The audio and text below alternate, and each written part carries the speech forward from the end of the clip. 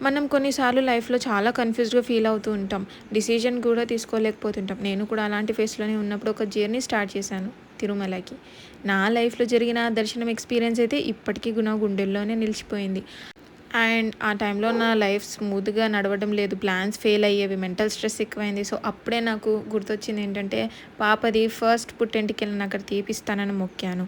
నైట్‌లో నిద్ర కూడా వచ్చేది కాదు. మార్నింగ్ లేచాక కూడా క్లారిటీ ఉండేది కాదు. ఒకరోజు సడన్‌గా అనిపించింది తిరుమల వెంకటేశ్వర స్వామి టెంపుల్‌కి వెళ్ళాలని. అలానే మొక్కు కూడా ఉంది కదా అనేసి. అలిపిరి మెట్లయితే చూస్ చేసుకోలేదు. ఎందుకనంటే పాప ఉంది కదా! 11 మంత్స్‌లో తీపిచ్చాము. సో, పాపతో కొంచెం ఇబ్బందవుతుందనేసి.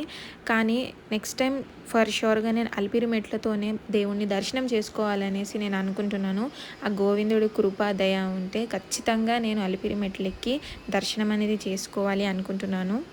అలిపిరి మెట్లు ఎక్కడం అంటే జస్ట్ ఫిజికల్ జర్నీ కాదు. అది మన ఇగోని, మన టెన్షన్‌ని తగ్గించే ఒక జర్నీ. సో, అది నేను ఎక్స్‌పీరియన్స్ చేయాలి అనుకుంటున్నాను నెక్స్ట్ టైమ్ ఫర్ ష్యూర్‌గా. తిరుమల చేరిన వెంటనే ఆ కూల్ ఎయిర్, ఆ సైలెన్స్ మైండ్ ఆటోమేటికల్‌గా కామ్ అయింది.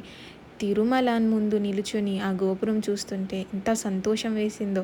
ఫైనల్లీ దర్శనం లైన్‌లో వెయిట్ చేశాము. ఆ గోల్డెన్ డోర్ దగ్గర చేరాను.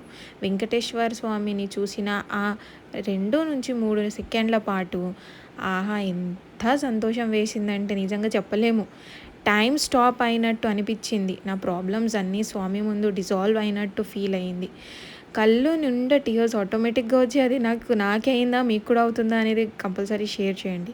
దర్శనం తర్వాత నా లైఫ్ ఓవర్ నైట్‌లో చేంజ్ అవ్వలేదు. కానీ నా థింకింగ్ చేంజ్ అయింది. ఫియర్ తగ్గింది. కాన్ఫిడెన్స్ పెరిగింది. రైట్ డిసిషన్ తీసుకునే కరేజ్ వచ్చింది. మీరు కూడా అలాంటి డివైన్ మూమెంట్ ఎప్పుడైనా ఎక్స్‌పీరియన్స్ చేశారా? కామెంట్‌లో గోవిందా అని రాయండి. మీ ఎక్స్‌పీరియన్స్ షేర్ చేయండి.